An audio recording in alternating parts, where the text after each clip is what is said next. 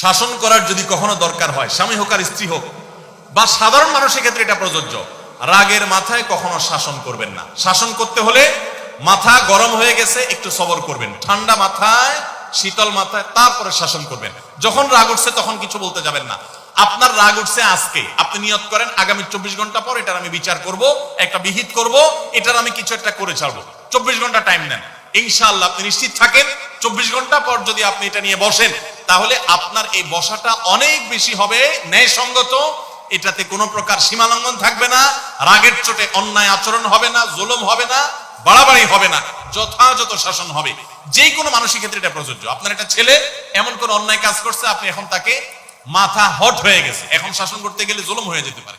একটু সবর করেন, সময় নেন, দেখবেন রাগটা প্রশমিত হয়ে লেভেলে চলে আসছে। এরপর যদি শাসন করেন দেখবেন জুলুম হবে না।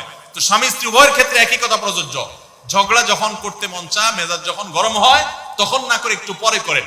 আমি সৌদি আরবে প্রবাসে যখন ছিলাম আমি দেখেছি অনেক বাংলাদেশি ভাইরা, তখন নেটের এত বেশি প্রচলন ছিল না, তারা মোবাইলে একটার পর একটা কার্ড রিচার্জ করতো 50 রিয়াল 100 রিয়াল দিয়া। কেন? শুধুমাত্র বউয়ের সাথে ঝগড়া করার জন্য। কিসের জন্য?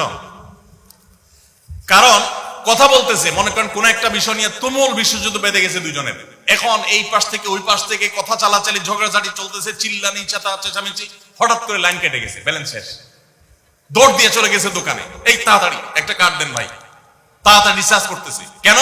তাকে এখন কি করতে হবে? অসমাপ্ত ঝগড়ার সেকেন্ড ইনিংস শেষ করতে হবে। আবার কার্ড শেষ হয়ে যাচ্ছে, ইনিংস ঘোষণা হয়ে গেছে, আবার যায় সে কার্ড রিচার্জ করে থার্ড ইনিংসে ঝগড়া করছে।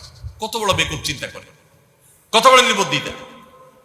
এই ঝগড়াটা স্বামী স্ত্রী দুই জায়গায় থাকেন, ফোনে যদি ঝগড়া হয়, আমি বুদ্ধি দেই যে ফোনটা যখনই দেখলেন যে ঝগড়া শুরু হয়ে গেছে তখন সাথে সাথে মোবাইলটা অফ করে ফেলেন।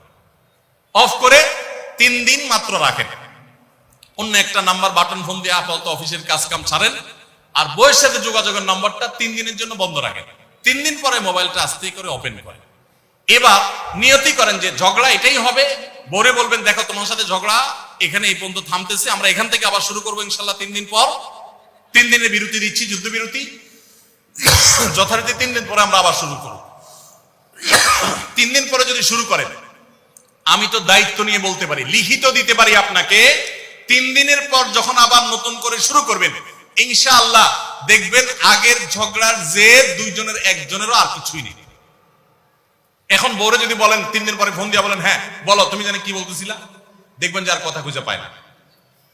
আর আপনিও যদি বলেন যে হ্যাঁ আমি জানি কি বলতেছিলাম, দেখবেন এখন ঝগড়া করে জুত পাবেন না, গিয়ার একেবারে নরমালে চলে আসছে।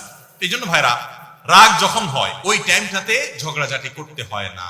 তাহলে সেক্ষেত্রে দাম্পত্য জীবনে অশান্তি থেকে অনেকখানি বাঁচা যায়। যে ঠিক আছে আমরা ঝগড়া করবো, এই বিষয়ে আমরা এখন কথা বলবো না, কালকে কথা বলবো, একটু অপেক্ষা করেন, উভয়ের জন্য সেখানে কল্যাণ।